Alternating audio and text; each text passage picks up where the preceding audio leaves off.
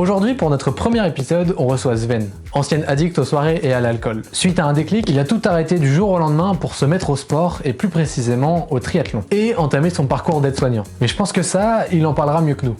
C'est le premier épisode de notre podcast, alors abonnez-vous, on a besoin de soutien. Est-ce que dans un premier temps, tu pourrais te présenter qui tu es, d'où tu viens, ton parcours, etc.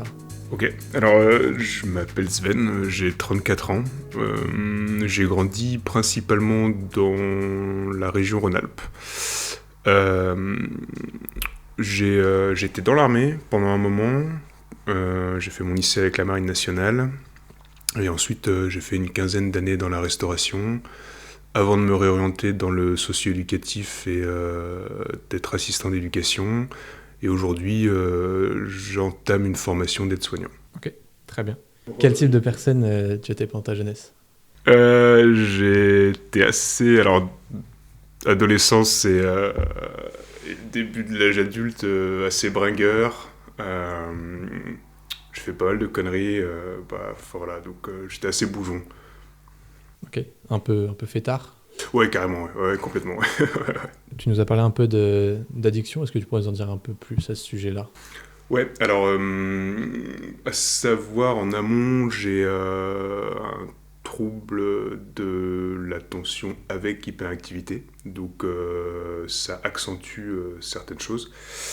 Ouais, il y a eu pas mal d'alcool de consommer, beaucoup d'alcool de consommer jusqu'à tard. Donc ça a été une prise de conscience assez tardive, donc qui a entraîné beaucoup de fêtes, beaucoup de trucs, beaucoup d'excès. J'ai tout arrêté. Il y a eu la cigarette aussi, donc j'ai beaucoup fumé. J'ai arrêté il y a quelques années. Sur la fin, je fumais environ presque 2 paquets de cigarettes par jour. Donc ouais, c'est assez chaud, quoi. Voilà. Et à cette époque, tu dirais que tu étais heureux ? J'avais pas conscience. Ok. Donc ouais.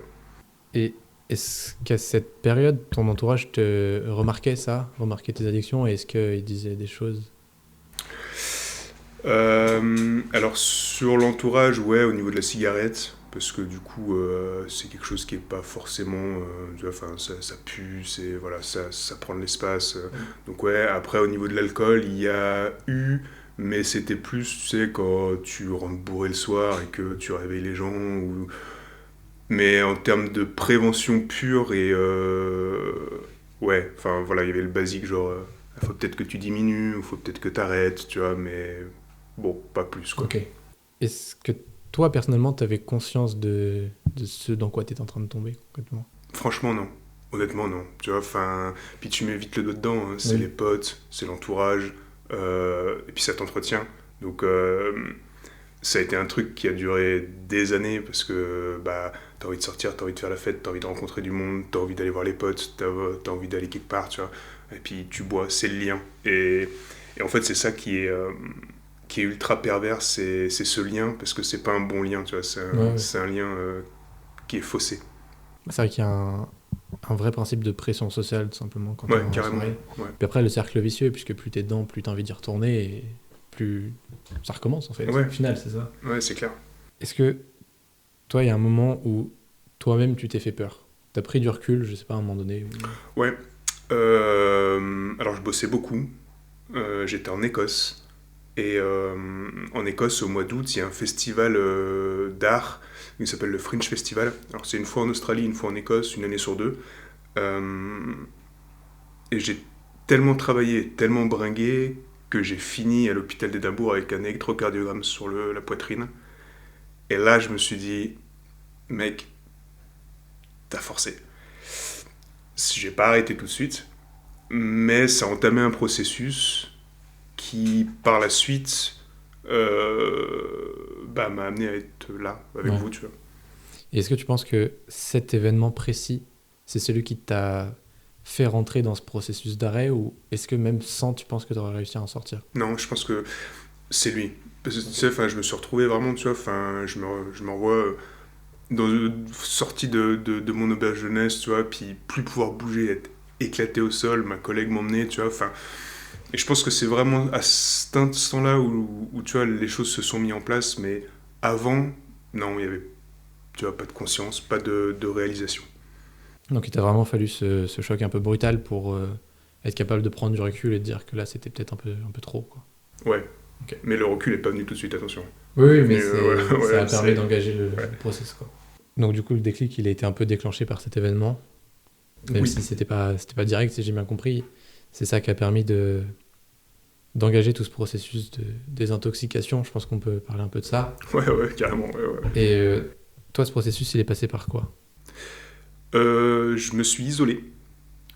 Alors c'est très rigolo parce que du coup, après, je suis parti vivre en Islande. Ok. Et il y a eu le Covid. Donc c'était méga cool. C'était une expérience vraiment, vraiment incroyable. Je suis parti de l'Écosse, du coup, pour essayer de faire un peu place nette, je pense.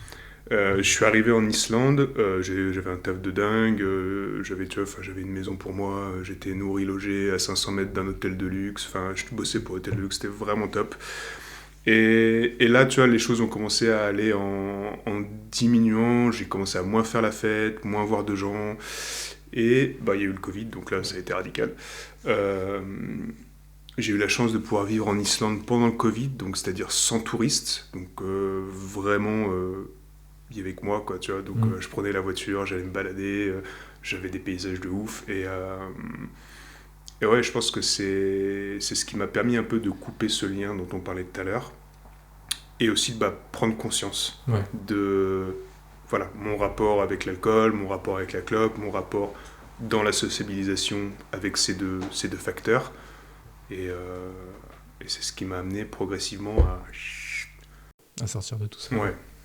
Pour beaucoup, le confinement, c'était quelque chose de très négatif, notamment en France, parce qu'il y en a beaucoup qui se sont retrouvés tout seuls du jour au lendemain. Ouais.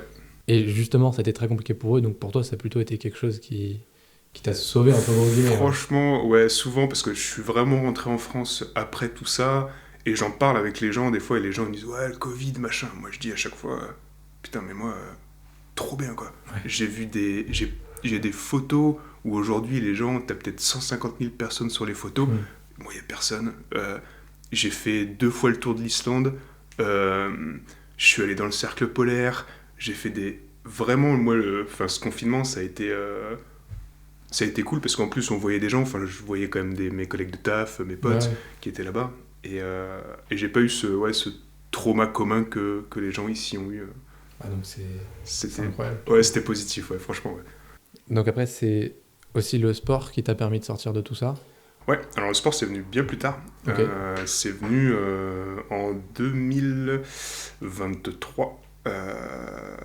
Donc en fait, si tu veux, j'avais pas encore totalement arrêté de... Si j'avais arrêté de boire et de fumer. Si j'avais arrêté. J'ai arrêté en mars 2023 la cigarette, mais j'avais pas encore arrêté de boire. J'ai arrêté en 2024, je crois, de boire complètement. Et c'est venu en fait un peu aléatoirement. Et j'avais envie de reprendre le sport, je savais pas trop comment. Et je sais plus, j'ai vu un truc sur le triathlon et j'ai commencé à faire des petits entraînements tout seul, à aller courir, à aller nager. Bon, j'aimais pas trop le vélo, donc j'en faisais pas trop. Et puis j'ai vu, c'était en septembre je crois, et il y a Octobre Rose. Ouais. Et Octobre Rose, t'as une asso qui organise un peu de partout en France des triathlons, donc qui font découvrir le triathlon, et tu soulèves des fonds pour le cancer du sein. Et je me suis dit, je vais m'inscrire, je vais allier le sport et puis comment dire, soutenir un projet, une asso. J'ai pas réussi à trouver suffisamment de fonds pour pouvoir participer au triathlon, donc j'y ai pas participé, donc j'ai soutenu autrement. Mais là, tu vois, ça a été un peu la pierre angulaire du truc où je me suis dit, bon, j'ai loupé le coche, mais c'est pas grave. Et là, j'ai commencé à m'entraîner un peu plus sérieusement, tu vois, à essayer de trouver une régularité, aller à la muscu, aller courir. Je me suis acheté un vélo. Et ça a commencé comme ça. Là, on est fin 2023, tu vois, on est sur l'hiver 2023. J'ai déménagé, j'ai changé de taf. Et ouais, c'était un peu le... Ça a vraiment été quelque chose de positif qui t'a permis d'encore plus sortir de de Ouais. toute cette période? Alors, ça a fait... donc, si on... Ça m'a permis, en fait, de me structurer et, on va dire, honnêtement, compenser, en fait. Ouais. Compenser ces arrêts qui ont été quand même... Parce que ton corps, il prend cher. Ouais. L'alcool, la clope... c'était terrible parce que en plus de ça, souvent alcool clope, tu manges mal ou tu manges pas, tu vois. Donc il y avait vraiment des déséquilibres et le fait d'aller dépenser, d'aller combler un peu ça, bah voilà, ça a rééquilibré le tout. Je me suis intéressé un peu plus au sport et je me suis fixé un premier objectif, c'était un 10 km sur route. Ok. En mars 2024. C'était une asso qui organisait aussi une course pour les enfants handicapés. C'est un système ils appellent ça les joëlettes. C'est des petits chariots qui sont tirés par une équipe de coureurs. Ok. Et donc je me suis dit, pour la première course, voilà, je vais faire ça. Et après, j'avais fixé un autre triathlon, un petit triathlon au mois d'avril. Donc je me suis organisé, j'ai organisé mes semaines en fonction, mes entraînements. Mais tu sais, avec beaucoup d'innocence, parce que j'avais pas un esprit de compète, j'avais pas un esprit de... Je le faisais pour moi, et je sentais que ça me faisait du bien, et que c'était vraiment cool. Et après, je le faisais aussi pour les autres, tu vois, pour pouvoir apporter un soutien dans des assos, dans des trucs comme ça.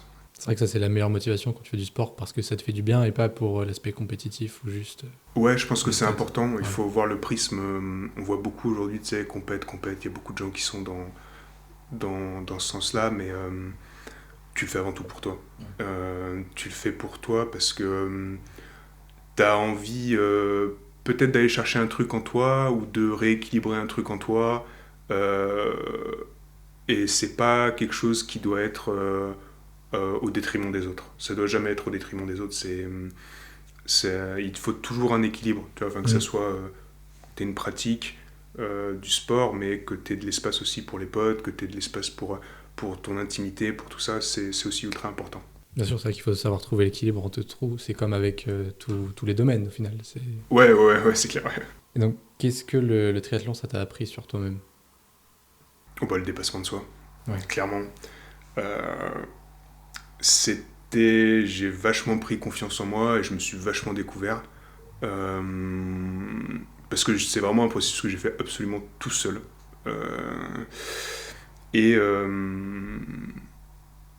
Alors bon, j'ai bossé 15 ans en cuisine et j'étais dans l'armée, donc j'ai quand même une certaine rigueur organisationnelle, parce que sinon j'aurais pas pu exercer ces métiers. Mais vraiment, sur moi, je suis allé en profondeur, je suis allé me chercher, je continue encore à quand même aller à me projeter sur des trucs. T'as une forme de satisfaction, et puis vraiment, je dirais le dépassement de soi-même. C'est vraiment le truc le plus le plus singulier, et voilà.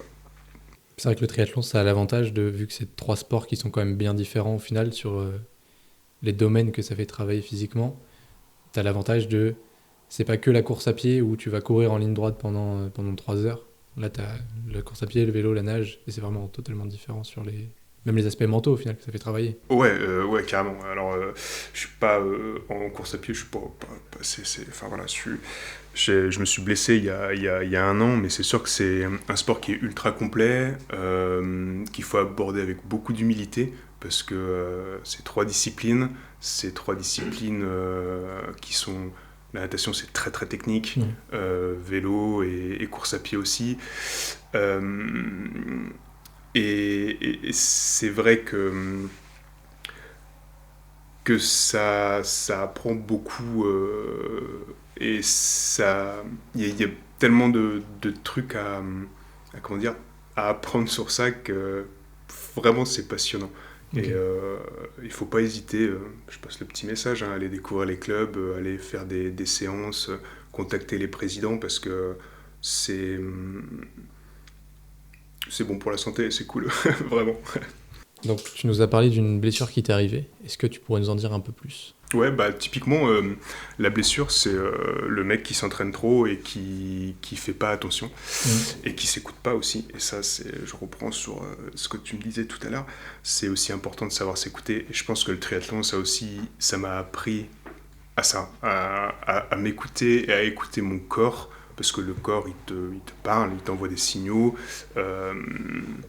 Et bah, j'étais dans l'idée dans ma dynamique, faire des compétitions, rejoindre un gros club, et puis y aller vraiment, tu vois, à fond. Ouais. J'avais pas de responsabilité, j'étais dans mon jus. Et puis bah, j'ai fait un semi-marathon, et puis là, toutes les compétitions que j'avais fait avant, bah, paf, c'était la compétition de trop, je m'étais pas reposé. Donc je me suis fait le condyle interne fémoral. Et là, ça n'a pas été évident parce que du coup, tu dois un peu réapprendre ta pratique, Ouais. écouter ton corps, parce que du coup, il y avait quand même une forme de non-écoute. Et là, tu apprends encore sur toi et du coup, tu te découvres encore. Enfin, là, ma pratique sportive a encore changé, tu vois, par rapport à ça, parce que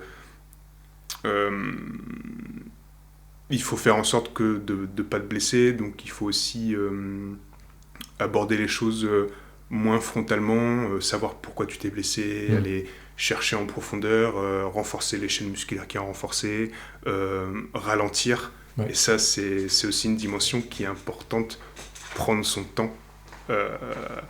Et pas y aller à fond pour y aller à fond, parce que sinon, à un moment donné, tu vas rencontrer un mur et tu sais pas comment tu vas le franchir, quoi. Donc, la blessure, c'est ça que ça m'a appris. Et après cette blessure, donc, il a fallu reprendre le sport progressivement.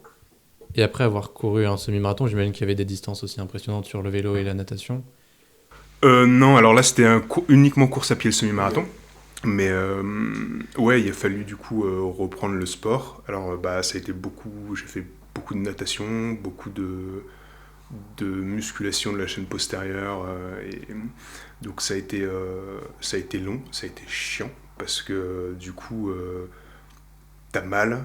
Il y a une forme de culpabilité, parce que tu te dis, bon, j'avais envie d'y aller, j'y suis allé, mais le problème c'est que c'était la fois de trop.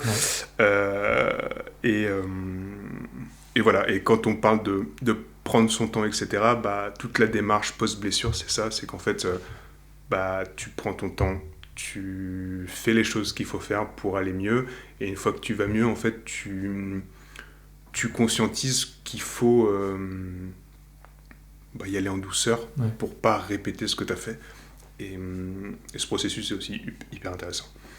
Et c'est pas un peu frustrant, justement, après s'être blessé, en plus de la culpabilité que tu ressens, parce que je pense que tu te dis, je suis allé trop loin, donc il faut que tu te calmes, mais est-ce qu'il n'y a pas un peu un côté frustrant à reprendre, et tu vois que tu as perdu, parce que j'imagine que c'était long quand même, la rémission? Ouais, ça a été assez long, en plus c'est un truc un peu sournois, c'est une inflammation qui vient, qui part, enfin c'est un peu bizarre.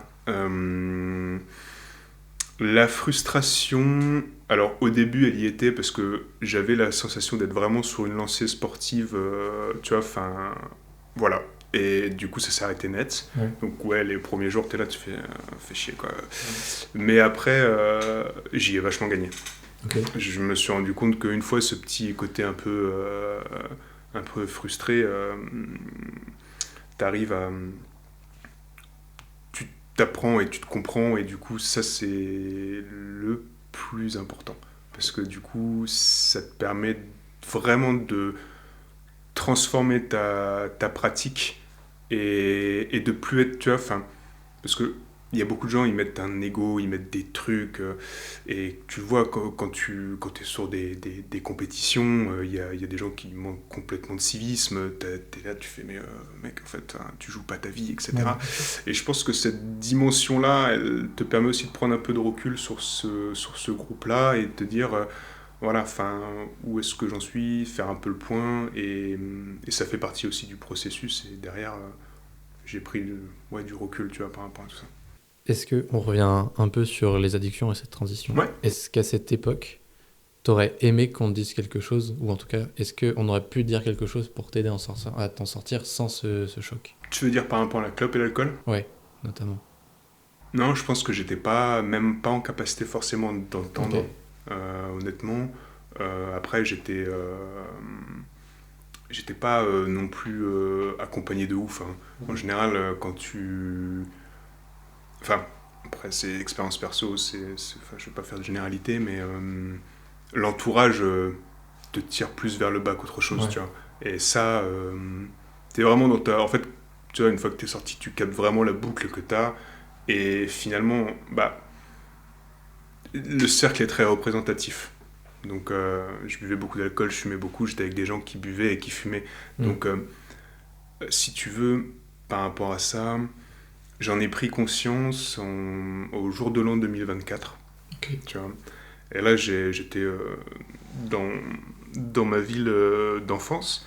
Et donc, j'avais mes potes d'enfance, etc. Donc, moi, à ce moment-là, je buvais encore, mais je ne fumais pas plus.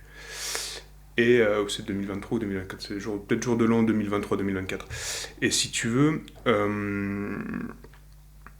je me suis rendu compte que déjà, il y avait énormément de gens qui t'incitaient à boire, Enfin, je me suis retrouvé avec des réflexions, mais tu sais, vraiment lunaires, quoi. Enfin, des réflexions... Voilà. Bref, je vais pas les répéter, parce que voilà. Et j'ai fait le tour ce soir-là de pas mal de jours de l'an de mes potes, tu vois. Enfin, donc... je suis allé voir pas mal de potes et puis j'ai fini chez un couple d'amis et je me suis rendu compte que vraiment en fait toutes les relations que j'entretenais à ce moment-là, c'était soit à travers la clope, soit à travers l'alcool. C'était un peu triste, et j'ai fermé vraiment un chapitre de ma vie et tu vois, et après j'ai plus retouché à l'alcool. J'ai dit en fait non, et j'ai coupé les liens en fait avec ces gens-là parce que quelqu'un qui veut pas ton bien et qui, tu vois, qui t'incite d'une façon ou d'une autre, qui te rabaisse, même si c'est, tu vois, parfois sous ton humour ou parfois moins sous ton humour. En fait non, quelqu'un qui t'apprécie comme t'es, il te tire pas vers le bas. Et en fait, c'est important d'aimer les gens pour ce qu'ils sont et ce qu'ils font, enfin ce qu'ils font avec en bien, et de leur dire ce qu'ils font en mal, mais pas de vouloir les changer, tu vois, pas de vouloir... ces gens-là, je pouvais pas les changer, ils étaient dans leur cercle, mais moi, j'avais plus envie d'y être, donc j'ai fermé ces portes, tu vois. Et il a vraiment fallu savoir, en fait, que ton entourage était néfaste pour toi, pour pouvoir te dire, je vais réussir à en sortir en quittant cet entourage au final. Ouais, il a vraiment fallu que je remette en question ça, parce que ça... Tu vois, enfin, c'était pas une question de survie, mais presque, tu vois, enfin, tu peux pas... Je cherche mes mots, hein, mais... Vas-y. Voilà, tu vois, enfin... Quand tu peux pas passer une soirée avec des gens qui sont là, qui te font des réflexions, etc., et pas te poser de questions, quoi. Enfin, voilà. Mais ouais, il m'a fallu remettre en question mon entourage, prendre beaucoup de distance, couper des liens. Ça a amené à une certaine forme de solitude, appréciable, parce que finalement, c'est un temps que j'ai trouvé pour moi, tu vois, et qui m'a permis de me nettoyer, quoi, enfin voilà, de me reconstruire aussi, de me restructurer. Et voilà. Et donc aujourd'hui, tu es dans un parcours d'aide-soignant, pour devenir aide-soignant, c'est ça? Est-ce que tu dirais que cette envie d'aider les autres, ça vient de ce que tu as vécu? Alors, oui, clairement, il y a une notion directe. Alors, peut-être pas forcément ce qu'on a parlé là, entre nous, et de ce qu'on parle, mais ouais, je pense qu'il y a une dimension de vouloir faire le bien, de vouloir soigner aussi, d'apporter de l'aide. Ça, c'est clair. C'est induit par mon vécu, ça aussi, c'est sûr, parce que ce soit, tu vois, d'un point de vue familial ou de ce que j'ai pu raconter, il y a quand même des traumas qui ont été là, des choses qui ont pas été évidentes. Donc il y a eu aussi mon côté à moi, surtout un processus de soin, parce que tu peux pas aider les autres si tu t'es pas aidé d'abord. Enfin voilà, ça c'est, il y a pas de débat là-dessus de mon côté. Et ce cheminement, il est arrivé, voilà, petit à petit. Bon, j'ai zigzagué, hein, j'ai essayé, tu vois, de faire des trucs, puis j'ai dit non, en fait, ça va pas. Et puis je me suis rendu compte que le médical, en fait, avait toujours été autour de moi d'une certaine façon, dans mon cercle proche. J'ai décidé de pousser cette porte pour, en fait, pour pouvoir être au plus près et de pouvoir vraiment être en phase avec ce que je suis. Parce que quand on parle d'alcool et de clope, il faut pas oublier qu'il y a une notion de brouillard, il y a une notion de on se cache, on n'est pas ce qu'on est réellement, on se justifie derrière certaines choses, on se cache derrière certaines choses. Et en fait, quand on voit te péter tout ça, bah, t'es en face de toi-même. Et la question, c'est qu'est-ce que je suis, qu'est-ce que je veux faire et où je vais. Et en fait, je me suis rendu compte que accompagner et être avec les gens et aider et apporter mon concours dans les différentes périodes de la vie, c'était ce que je voulais. Voilà, donc je me suis lancé dans ce projet. Demain, si en face de toi, tu te retrouves avec un jeune qui a les mêmes addictions et qui traverse la même chose plus ou moins que ce que tu as vécu, qu'est-ce que tu lui dirais ? Alors c'est une question qui est un peu compliquée à répondre parce que faut savoir où il en est déjà jeune dans sa vie, comment aussi son ouverture, parce que moi je sais que j'ai pas toujours été ouvert, donc je pense qu'il y aura déjà une phase d'observation par rapport à lui, de voir s'il a envie, ce qu'il veut faire, parce que souvent moi je sais que ça m'est arrivé de dire oui, puis après de faire non, tac. Je pense qu'il faut pas avoir peur de se faire aider. Okay. Je pense qu'il faut pas avoir peur de pousser des portes. Et il n'y a jamais rien de fixe. Vraiment, c'est jamais fixe. Et à tout moment, aujourd'hui, on a la chance de vivre quand même dans un pays où il y a des structures, des gens qui le prennent en charge, il y a de l'écoute. Il y a quand même un accompagnement des possibilités, des portes, plus que dans certains autres pays. Donc c'est vraiment une chance. Il faut pas se dire non plus que ouais, je suis jeune, balèque, quoi. Parce que ça, c'est pas non plus un bon positionnement. Mais voilà, si vraiment il y a une détresse, si vraiment il y a comment dire, il y a une envie d'aller... faut se faire aider. Et moi, j'aurais aimé, tu vois, après, voilà, ma vie a fait que, mais d'avoir des parents qui ont été plus présents, qui m'envoient voir quelqu'un, qui, tu vois, voilà, je leur remets pas la faute dessus, voilà, ils sont ce qu'ils sont, ça c'est clair. Mais ouais, voilà, ouais, globalement, ne pas avoir peur. Très bien. De toute façon, c'est quelque chose qui se soigne, c'est pas une maladie, on peut pas un peu les termes, mais l'addiction. Un peu, ouais, c'est vrai que c'est une forme de... Mais donc, soit c'est quelque chose qui se traite très tôt, soit une fois qu'on commence à rentrer dedans, c'est de plus en plus compliqué, non ? Là, je te dirais que ça dépend vraiment de ta conscience, quoi. C'est vraiment la prise de conscience et ton niveau de conscience, parce que, alors, je suis pas docteur, je suis pas ni quoi que ce soit. Je parle uniquement d'expérience personnelle. Moi, j'ai commencé à boire très tôt. Je pense que je devais avoir 14-15 ans, tu vois. Fumer, pareil. Les deux sont venus ensemble. J'ai arrêté très tard. Mais j'ai arrêté. Ouais. Tu vois. Et la clope, j'ai arrêté du jour au lendemain. L'alcool, j'ai arrêté du jour au lendemain. C'est jamais perdu. Il faut essayer et encore essayer et toujours essayer, parce que il y a un moment donné, et j'ai essayé avant ces tentatives, c'est pas arrivé comme ça. Essayer, c'est se rapprocher à chaque fois un peu plus, tu vois. C'est vraiment se dire ouais, ok, pas avoir de culpabilité en cas d'échec, parce que la culpabilité, à part te faire du mal, ça va te servir à rien. Et refaire encore et encore. Et il y a un moment donné, ça va y aller, il faut pas perdre espoir. Très belle mentalité en tout cas. Merci.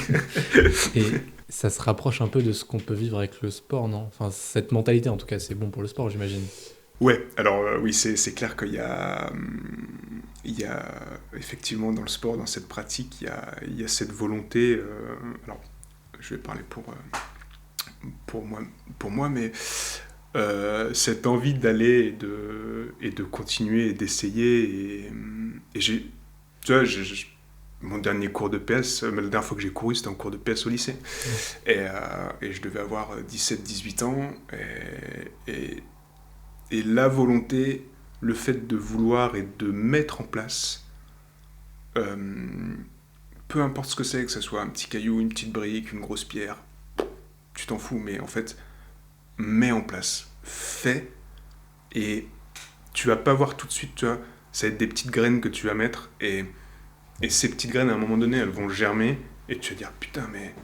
Ouais, et dans le sport, c'est pareil. Enfin, en tout cas, dans mon expérience du sport que je vis, ça a été pareil. J'ai commencé, je me souviens, mon premier entraînement de natation, j'ai acheté un truc, c'était même pas une néoprène, c'était une trifonction. Je suis allé à la plage du côté de Carnac, je suis allé nager, machin.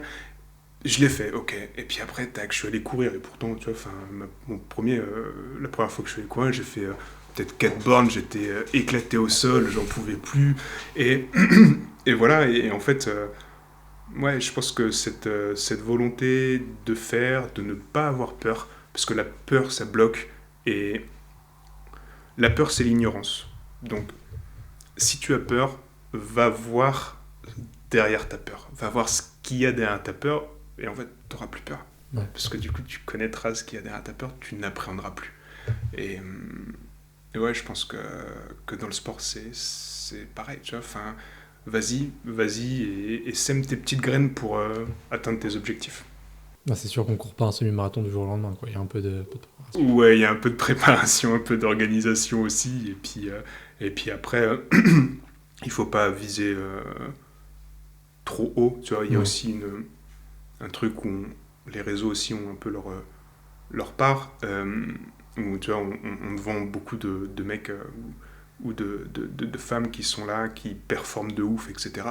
Mais en fait, ce qu'on montre pas assez, c'est d'où les gens partent. Ouais, bien sûr. Et ça, on a tendance à oublier, et c'est ce qui crée, je pense, chez beaucoup de gens de la frustration.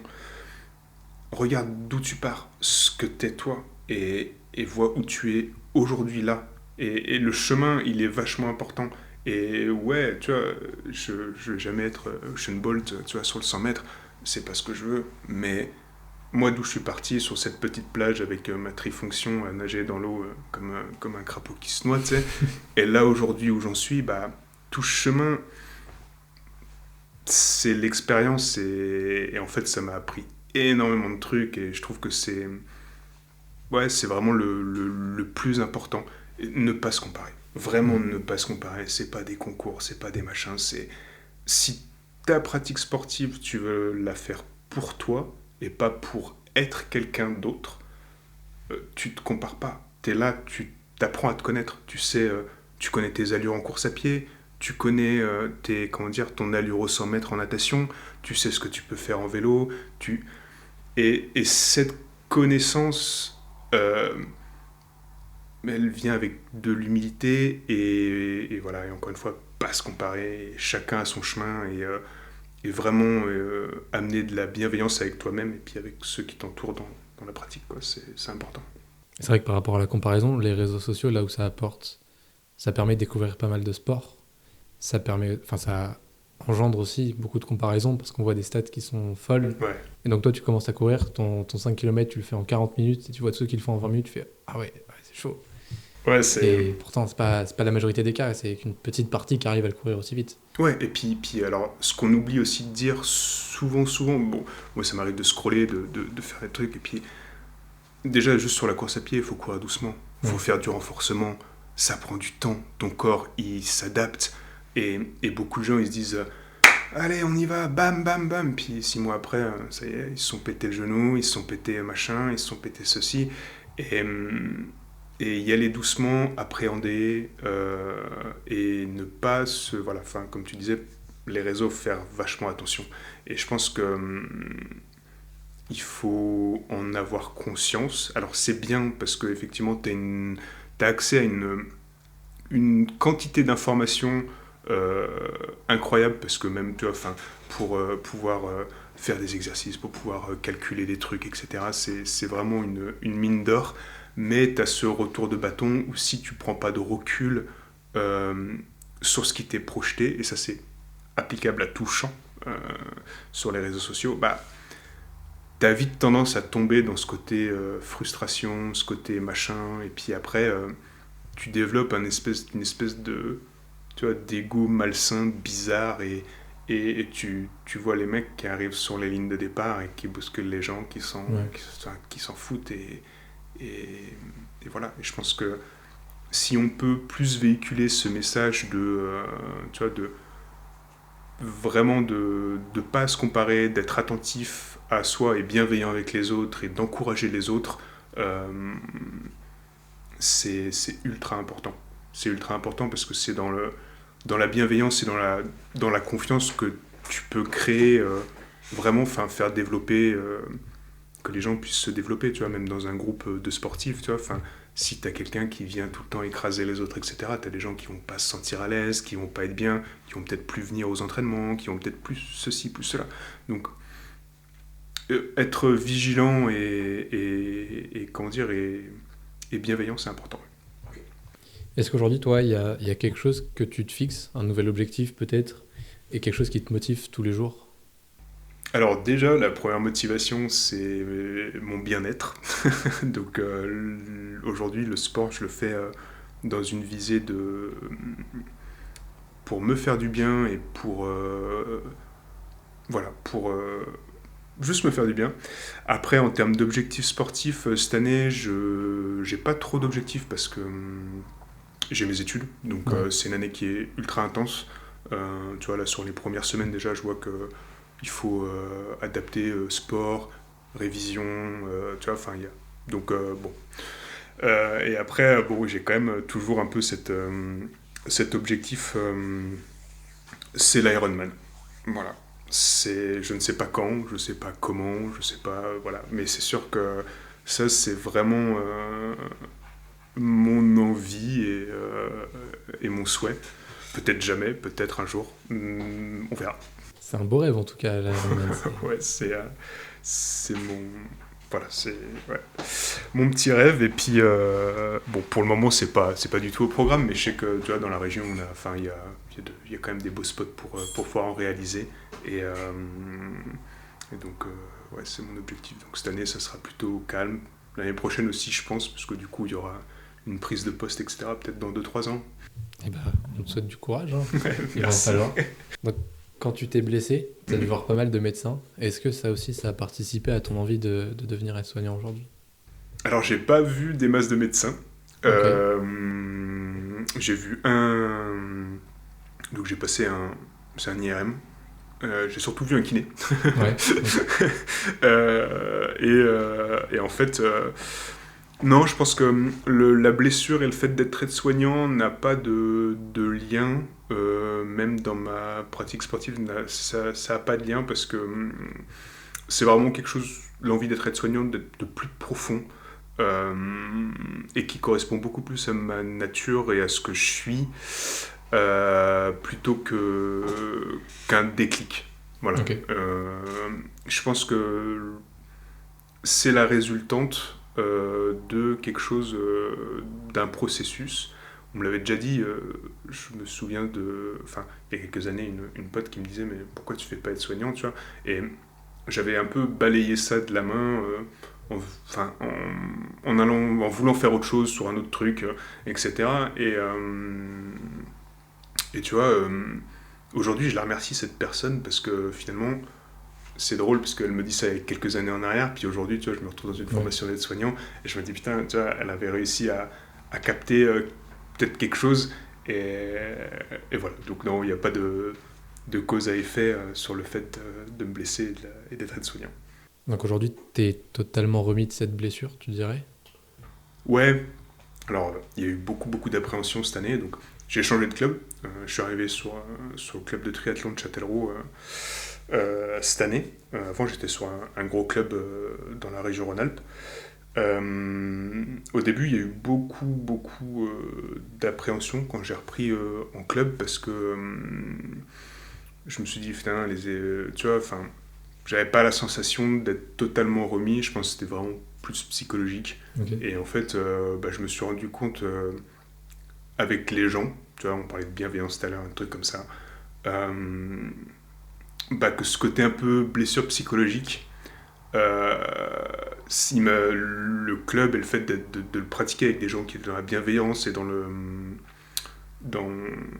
une pratique assez saine, m'a permis de passer au-delà de ma blessure psychologique et de ma blessure physique. Et c'est vachement intéressant, tu vois, parce que du coup, aujourd'hui, je reprends la course à pied, voilà, enfin, alors, toujours en conscience de moi, en conscience de mon niveau, etc.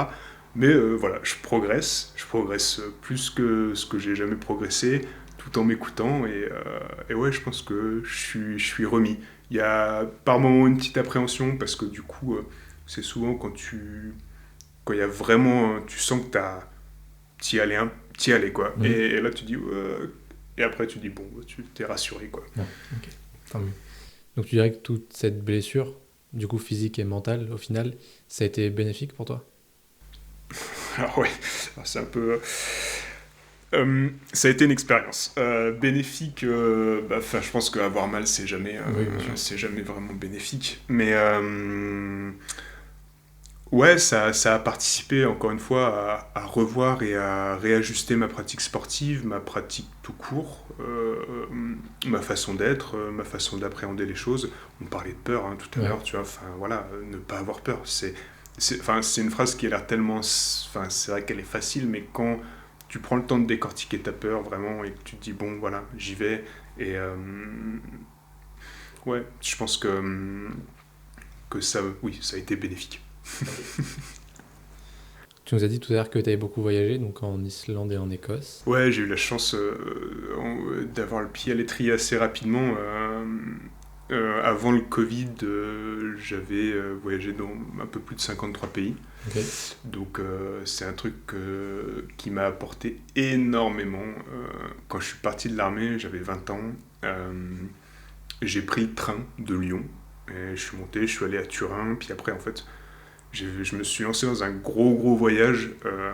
Et je suis allé jusqu'à Shanghai en train.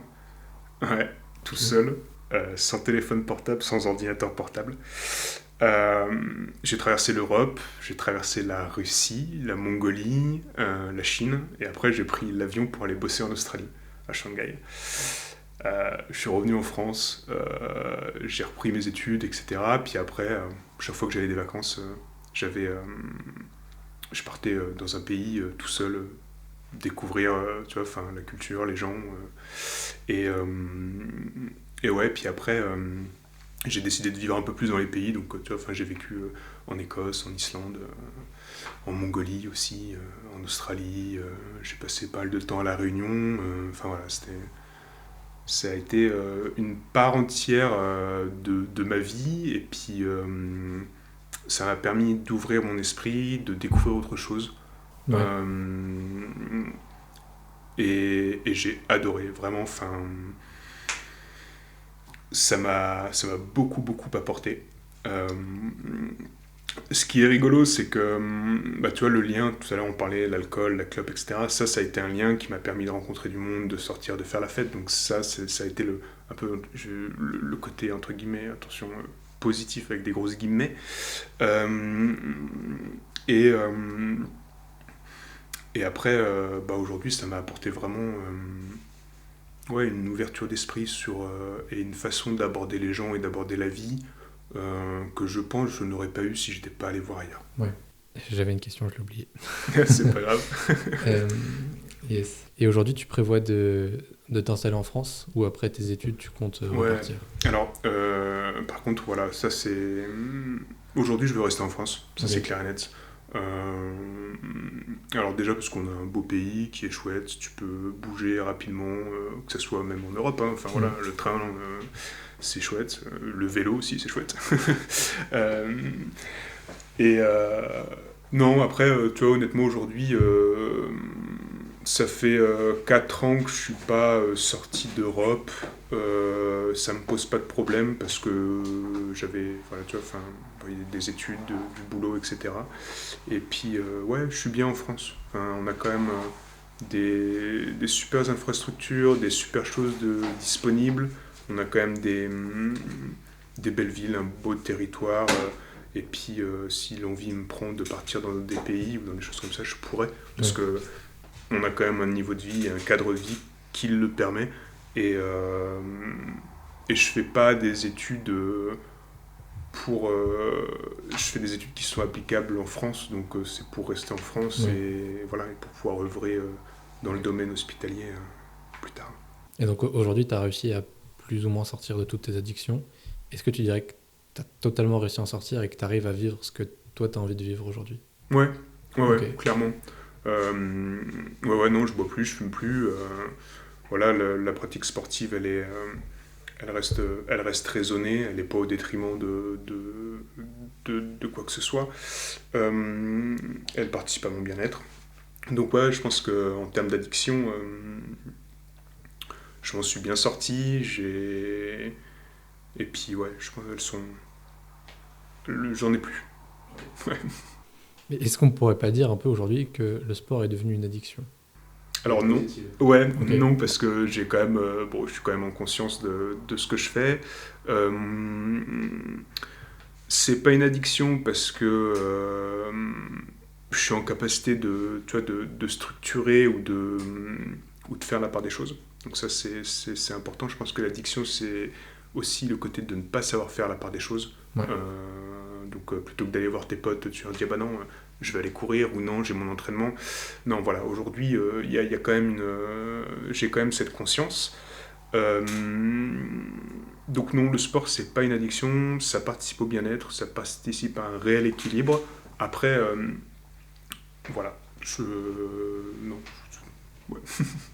Est-ce que tu penses qu'à 14-15 ans, quand tu as commencé l'alcool et la cigarette, les réseaux sociaux étaient forcément moins présents à cette époque? Ah oui, complètement. Mais est-ce que tu penses qu'aujourd'hui, en postant du contenu qui permettant de sensibiliser autour de ça, tu penses pas que ça éviterait à certains jeunes de tomber là-dedans?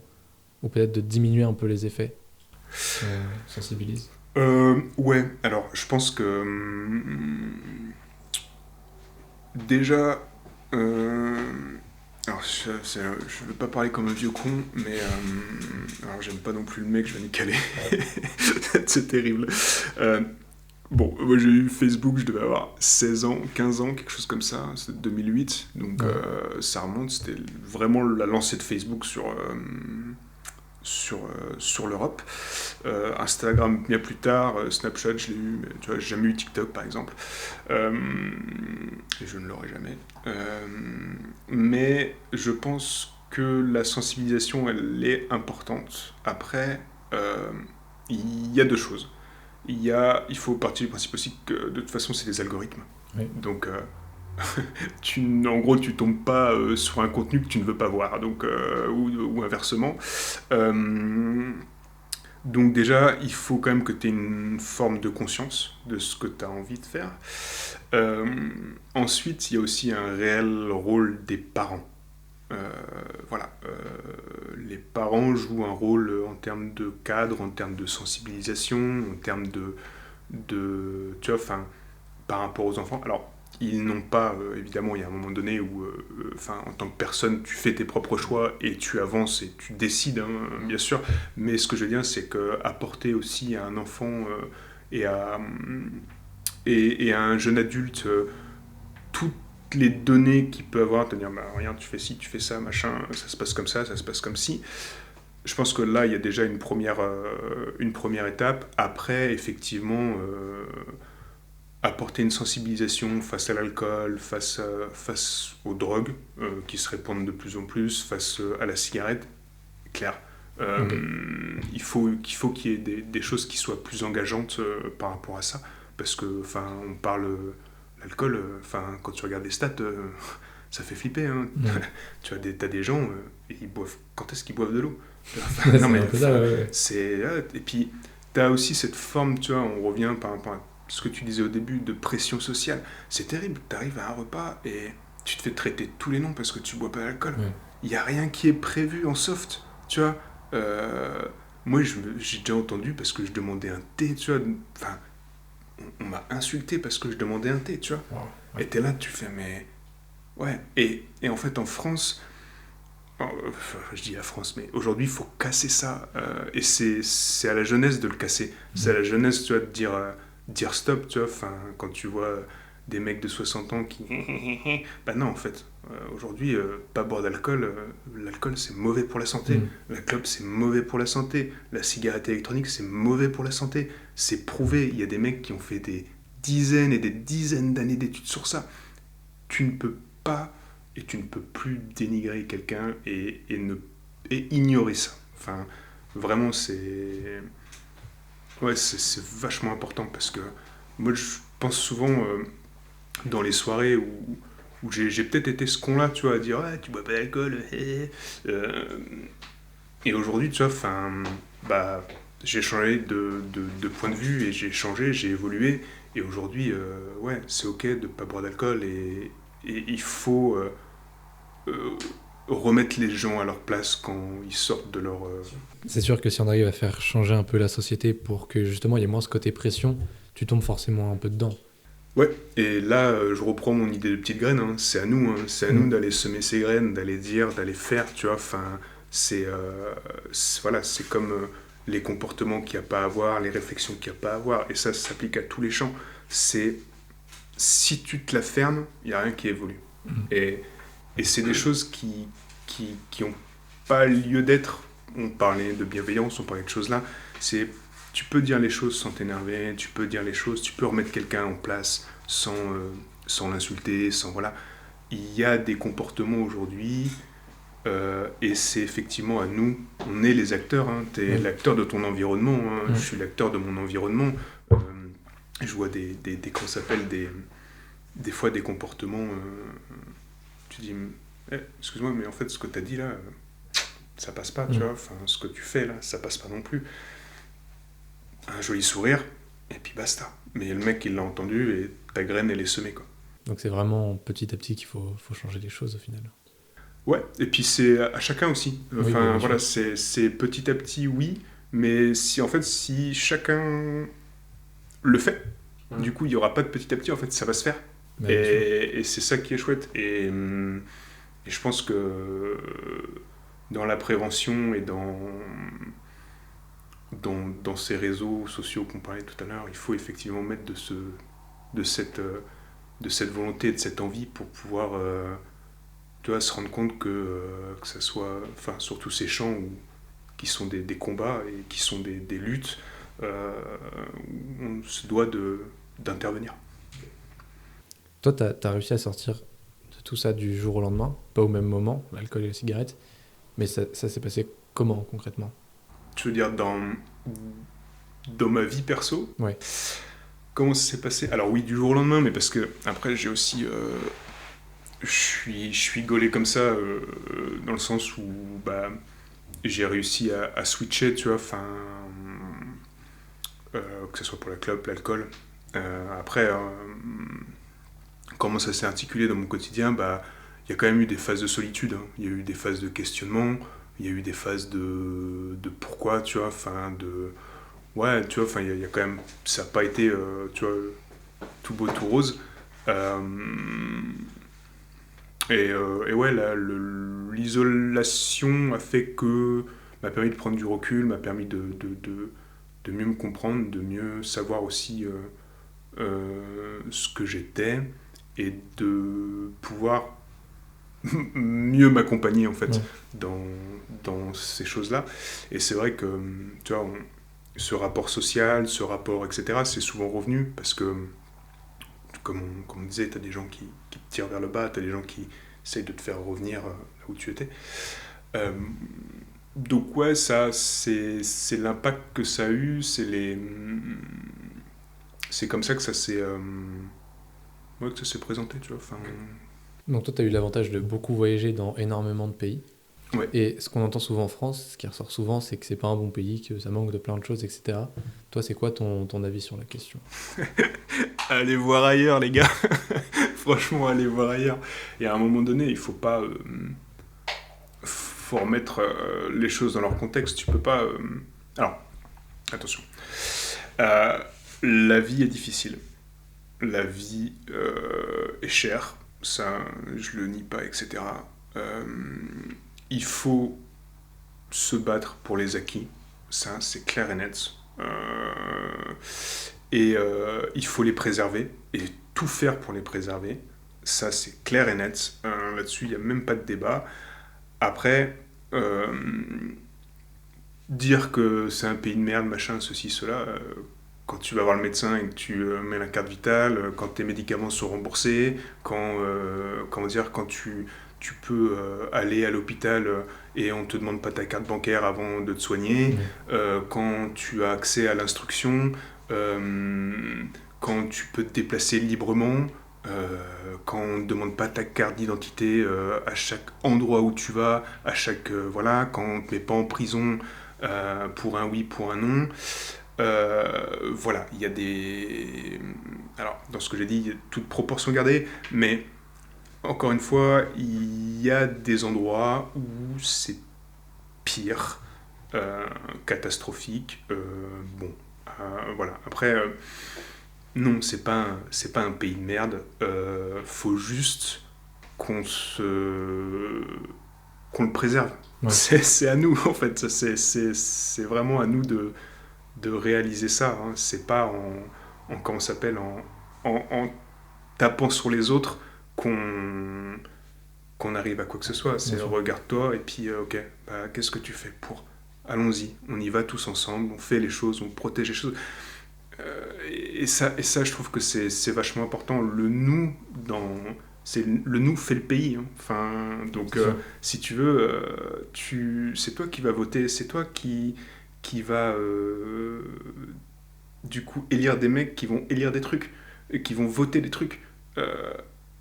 Mobilise-toi. Tu peux pas critiquer si tu ne te mobilises pas. En tout cas, je le pense dans ce sens-là. Fais quelque chose et puis vois ce que ça donne. Bien sûr.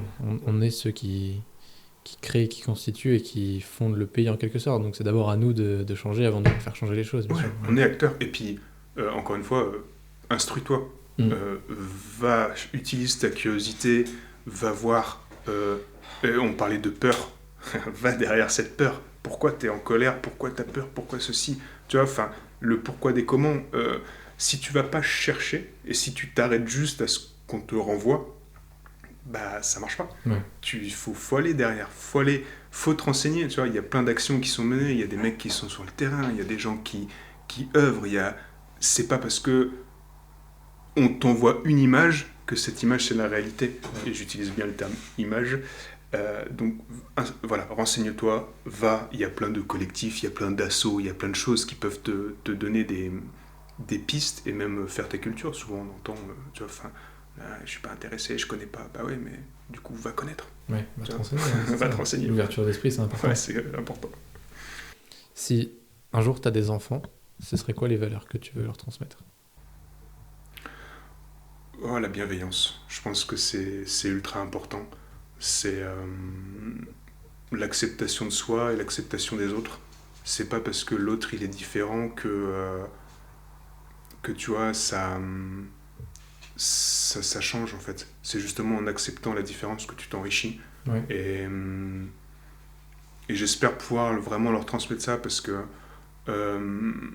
aborder les gens avec bienveillance et accepter l'autre comme il est et s'accepter comme on est, je pense que c'est fondamental. On a à apprendre de chacun. Et ce chacun, il t'enrichit, et toi, t'enrichis le chacun, et c'est une forme vraiment de... Ouais, c'est un cercle, tu vois, enfin... Et pas juger, en fait, parce que tu sais pas ce qu'il y a derrière, tu connais pas, mais écouter, observer, ça te permet, en fait, d'apprendre et de connaître, d'aller vers l'autre. L'ouverture aussi, c'est vachement important. Ouais. Être ouvert à l'autre et de parler, de poser des mots sur des émotions, tu vois, de s'exprimer, de ne pas garder pour soi. Ouais, je pense que c'est ce que j'essaierai de faire et d'essayer de mettre en œuvre ça pour moi du mieux que je peux. Aujourd'hui, même si tu as arrêté l'alcool, est-ce que tu continues quand même à faire certaines soirées? Non, alors ouais, je fais plus de soirées. Alors, il y a plusieurs facteurs qui font ça. Alors, j'en ai quand même fait, hein, mais là, tu vois, ces derniers temps, j'en fais plus. Le premier facteur, c'est que déjà, j'ai repris mes études, donc il y a une notion de travail qui est importante. Et puis, là, sur l'année qui s'est écoulée, voilà, je suis sorti, j'ai fait la bringue, etc. Mais il y a ce côté où aller me coucher à 3h du matin, 4h du mat, et puis qui me botte plus trop. Voilà, autant tu vois, sur des soirées plus chill, plus détente, ça va être cool. Mais ce côté, tu vois, aller taper du pied ou aller devant des enceintes, ouais, non, tu vois, enfin voilà, la dynamique a changé. Donc, tu es passé du Rhône-Alpes à la Nouvelle-Aquitaine. Ouais. Est-ce que pour toi, ça a signé un nouveau départ? Ouais, carrément. Ok. Ouais, ça... sur plein de plans, hein, voilà. Hein, mais ouais, ça a vraiment été... j'ai tourné une grosse page. Ok. Et je l'ai ouverte sur Châtellerault. Et je suis très très content d'être dans cette ville, de pouvoir avoir réalisé ma formation et d'ouvrir ce nouveau chapitre. Ouais, c'est vraiment chouette. On va terminer par une petite dernière question qu'on appelle la question stylo bleu, qui est un peu une question pour conclure tout ça. La question c'est, est-ce qu'il t'arrive de te demander parfois ce qui se serait passé si tu étais resté sur l'ancienne route avec l'alcool et la clope? Ouais, ça aurait été chaud, je pense. Ok. Je pense que ça aurait été vraiment chaud. Honnêtement, je sais pas, mais pas bien. Il y a une grande Pas chance. bien. Donc heureusement qu'il y a eu tous ces événements qui fait qu'aujourd'hui t'en es arrivé là. Ouais, je pense que ça m'a sauvé le cul, honnêtement. Enfin, ouais. Ouais, je pense que mon parcours de vie a fait que j'en sois là aujourd'hui et en bonne santé. Et je suis super reconnaissant. Et bah merci beaucoup d'avoir participé, d'avoir répondu à nos questions. Bah, merci à vous de m'avoir invité, hein. C'était une superbe expérience. Donc, avant de se quitter, on aimerait offrir un petit cadeau à nos invités. On Oh, va te laisser merci. ouvrir cette boîte.